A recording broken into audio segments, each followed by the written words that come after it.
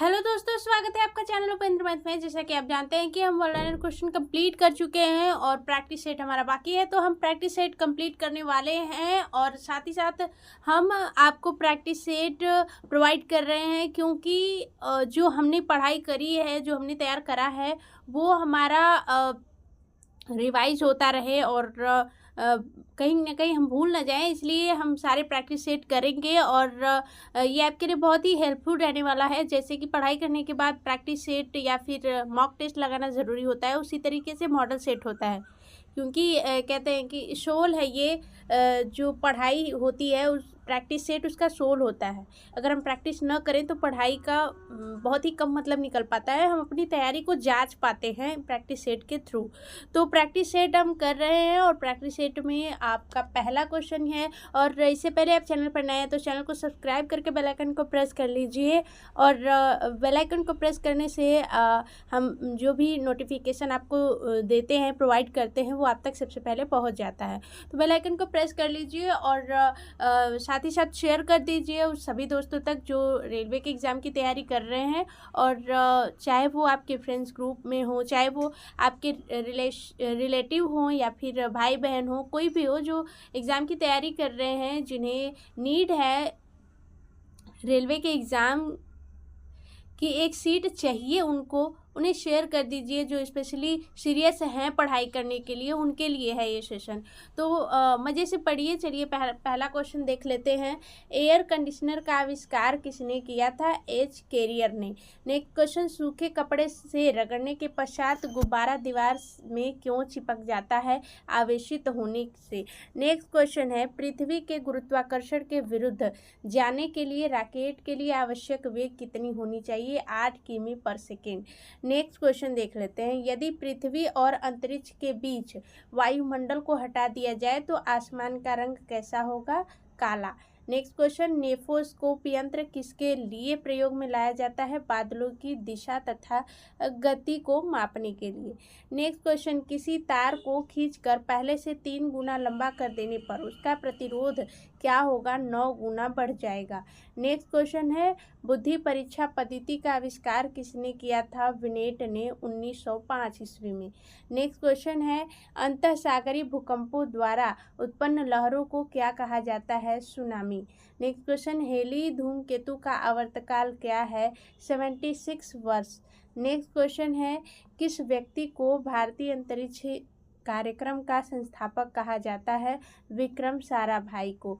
Next question, torch light में कौन सा सेल प्रयुक्त होता है? लेक्लॉन्ची सेल। नेक्स्ट क्वेश्चन है, पहाड़ी पर चढ़ने वाला व्यक्ति आगे की ओर झुककर क्यों चलता है? स्थायित्व बढ़ाने के लिए। नेक्स्ट क्वेश्चन है, कैमरे का कौन सा भाग मानव नेत्र की रेटिना के तुल्य है? वह है फिल्म। नेक्स्ट क्वेश्चन है, किस यूनिट में कंप्यूटर अपनी गणितीय और तार्किक क्रियाएं संपादित करता है? सेंट्रल प्रोसेसिंग यूनिट में। नेक्स्ट मॉडल सेट है, टेनिस की गेंद की अपेक्षा पहाड़ों पर अधिक क्यों उछलती है?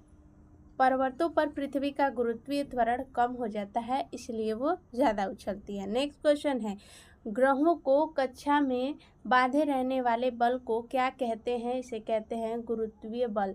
नेक्स्ट क्वेश्चन है, यदि सरल लोलक की लंबाई 4 गुनी कर दी जाए तो उसका आवर्तकाल क्या हो जाएगा? दुगुना हो जाएगा। नेक्स्ट क्वेश्चन है, आकाशीय पिंडों का अध्ययन करने वाले विज्ञान क्या कहलाता है? कराने वाला विज्ञान कहलाता है एस्ट्रोफिजिक्स। नेक्स्ट क्वेश्चन है, गिरते हुए वस्तु के गुरुत्व का मान क्या होता है? 0 होता है।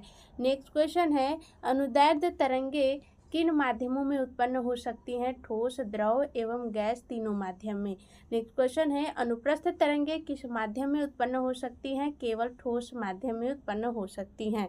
नेक्स्ट क्वेश्चन है, भूकंप तरंगे व स्प्रिंग में उत्पन्न तरंगे कौन सी तरंगे होती हैं? अनुदैर्ध्य तरंगे। नेक्स्ट क्वेश्चन है, पृथ्वी की सतह के नीचे जाने पर गुरुत्व के मान पर क्या प्रभाव पड़ता है? तो वह घटता है।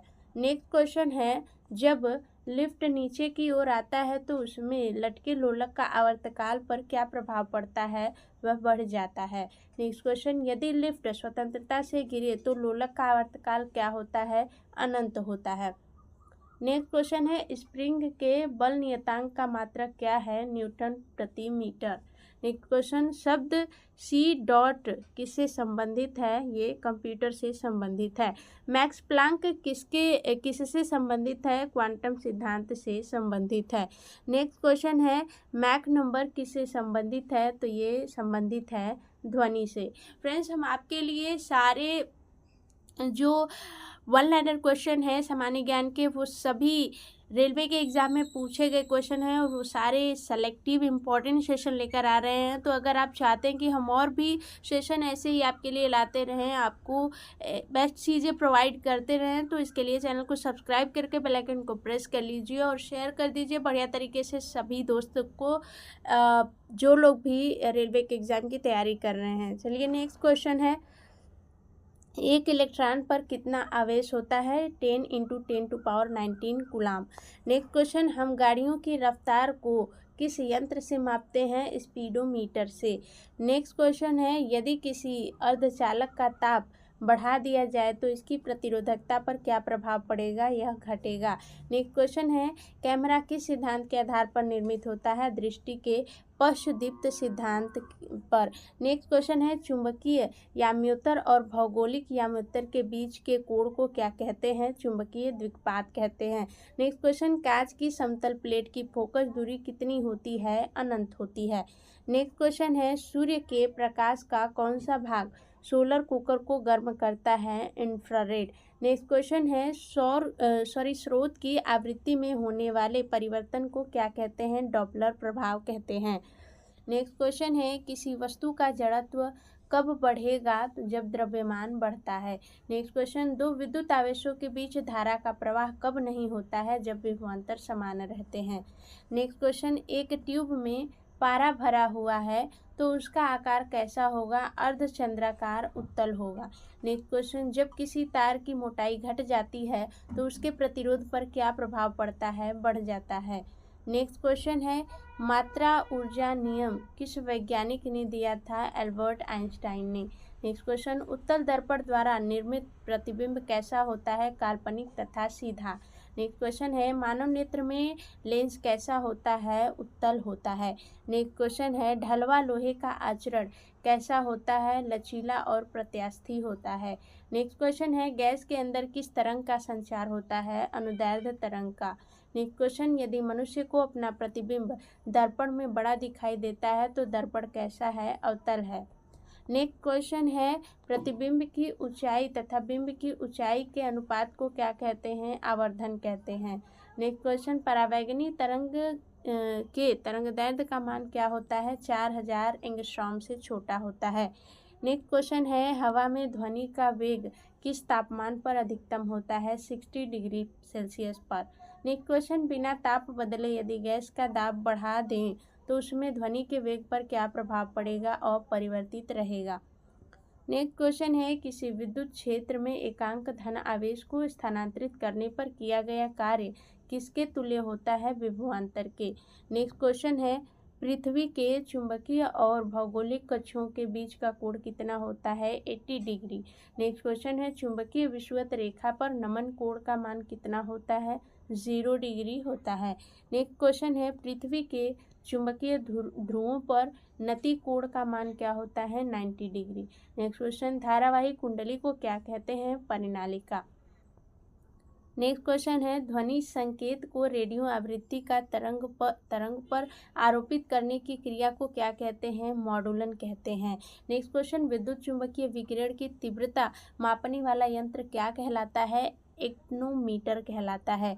नेक्स्ट क्वेश्चन है ऊष्मा का सर्वोत्तम चालक कौन सा है? वह है पारा। नेक्स्ट क्वेश्चन है एक सामान्य शुष्क सेल में विद्युत अपघट्य क्या होता है? Ammonium chloride.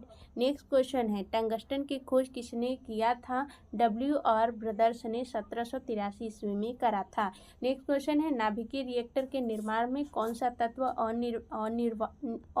अनिवार्य है? तो वह है जर्मोनियम। नेक्स्ट क्वेश्चन है एक इलेक्ट्रॉन वोल्ट कितने जूल के बराबर होता है? 1.6 × 10⁻19 जूल के। नेक्स्ट क्वेश्चन है पूर्ण सूर्य ग्रहण का अधिकतम समय कितना है? 460 सेकेंड। एक बात और आपको बता दें कि मोटिवेट रहना जो भी लोग कंपटीशन के दौर में है वो खुद से हमेशा मोटिवेट नहीं रहते हैं। जो भी एग्ज़ाम को क्रैक करते हैं वो मोटिवेट नहीं रहते हैं। खुद को मोटिवेट करना पड़ता है, और न पढ़ने का रीज़न तो बहुत सारा मिल जाएगा और आप बिना रीज़न के भी पढ़ाई बंद कर सकते हैं। लेकिन पढ़ने का रीज़न जो होता है वही लोग सेलेक्ट होते हैं। और पढ़ने का रीज़न ढूँढिए, सोचिए बैठ कर के कि क्यों कर रहे हैं पढ़ाई, टाइम वेस्ट कर रहे हैं या सच में पढ़ रहे हैं। तो ऐसा बनिए, बैठ कर के खुद के बारे में सोचिए, ठीक है। बहाने मत बनाइए किसी चीज़ के लिए कि मुझे कल कर लेंगे, परसों कर लेंगे, ये वो बहाने मत बनाइए। पढ़ने के लिए बहाने ढूंढिए कि मुझे पढ़ना है, मुझे हर हाल में पढ़ना है, ठीक है। समय निकाल लीजिए, कोई भी काम है तो उसमें से समय को निकालिए। समय अगर आपके पास नहीं है तो कैसे भी करके उसको निकालिए। पढ़ना है तो पढ़ना है, बस उसके लिए कोई रीज़न नहीं चाहिए होता है कि मुझे पढ़ना है। पढ़ाई से बहुत सारी चीज़ें आती हैं, नॉलेज आता है, कंसिस्टेंसी आता है, और टाइम की वैल्यू भी आती है कि 1 साल 2 साल लग जाते हैं एग्ज़ाम को करने में कि होता है या नहीं होता है। तो जब कोई चीज़ नहीं हो पाती है ना, तो हम अपना 100% नहीं दे रहे होते हैं। तो जब हम देंगे, अपना 100% देंगे, तभी कोई चीज़ होती है, बल्कि उससे भी ज़्यादा देना होता है। क्योंकि कंपटीशन ज़्यादा है तो हमें उस लेवल से तैयारी करनी होगी। बहुत सारे लोग बहुत ज़्यादा पढ़ते हैं, आपको अंदाज़ा नहीं है। आप कहीं अकेले रूम में पढ़ के देखिए और कहीं लाइब्रेरी में जाकर देखिए, भरी पड़ी है लाइब्रेरी। रात रात भर, दिन दिन भर लोग पढ़ते हैं, नहाते नहीं हैं। ये सारी चीज़ें, वो जो लोग इतना सेक्रीफाइस कर रहे हैं, तो आप खुद को देखिए कि आप हैं कहाँ, आप क्या कर रहे हैं। आप 2 घंटे या 3 घंटे दिन का पढ़ के आप सोच रहे हैं कि बहुत पढ़ लिया। उन लोगों से आप पीछे ही हैं जो नहाते भी नहीं हैं, उनको लगता है कि नहाएंगे तो ज़्यादा टाइम चला जाएगा। तो इस तरीके से पढ़ना है, बस दिखावे के लिए नहीं कुछ करना है। करना है तो करना है, कुछ करके सबको दिखाना है। ये जो जितने ताने वाने आते हैं, जितनी बातें बनती हैं, उन सारी बातें बंद करनी है और अपना परचम लहराना है। इस तरीके से पढ़ना है। तो मेन मोटिव यही है कि बहाने मत बनाइए, पढ़िए, ईमानदारी से पढ़िए, मन लगा के पढ़िए। और अगर आप पढ़ने लगेंगे पूरी तैयारी के साथ, सारा समय सारे सब्जेक्ट को देने लगेंगे, आपको खुद छोड़ने का मन नहीं करेगा कि एक दिन का न छोड़े। तो इस तरीके से पढ़िए, टाइम टेबल बना करके, जिससे आपको फ़ायदा हो। नेक्स्ट क्वेश्चन देख लेते हैं। कोहरा संभवतः कब बनता है? ठंडी शुष्क रात में बनता है। नेक्स्ट क्वेश्चन, एक आदर्श गैस में समतापी प्रसार होने का क्या अर्थ है? इसका ताप नियत रहता है। फ्रेंड्स, आज का हमारा क्वेश्चन कंप्लीट होता है। मिलेंगे नेक्स्ट वीडियो में। अभी जो लोग चैनल पर नए हैं तो चैनल को सब्सक्राइब कर लें सबसे पहले, और शेयर और लाइक करना न भूलिएगा। और एक रिक्वेस्ट है कि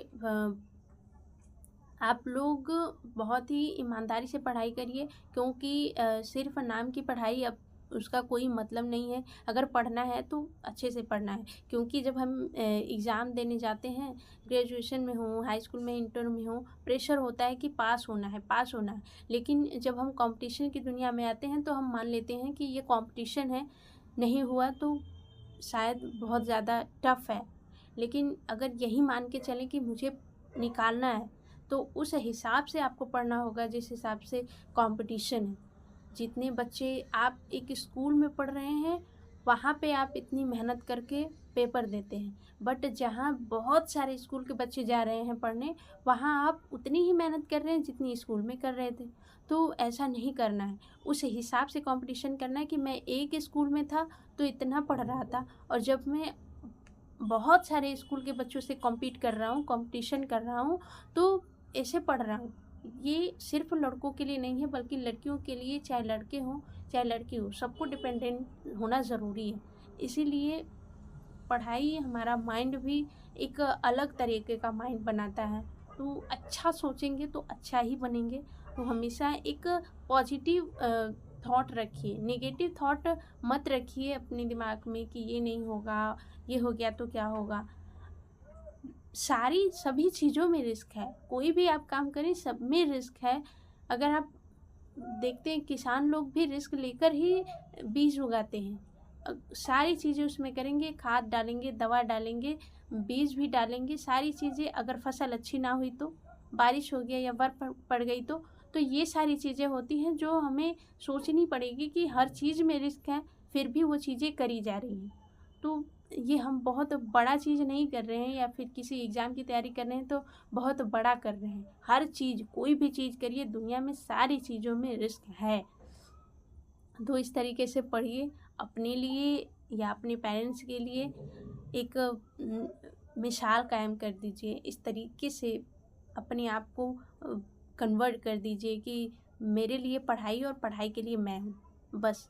पूरी दुनिया में से मेरा कोई है ही नहीं। तो आज के लिए रहने देते हैं, इसी मोटिवेशन के साथ रखते हैं और मिलेंगे नेक्स्ट वीडियो में। Bye bye, take care and thanks for watching.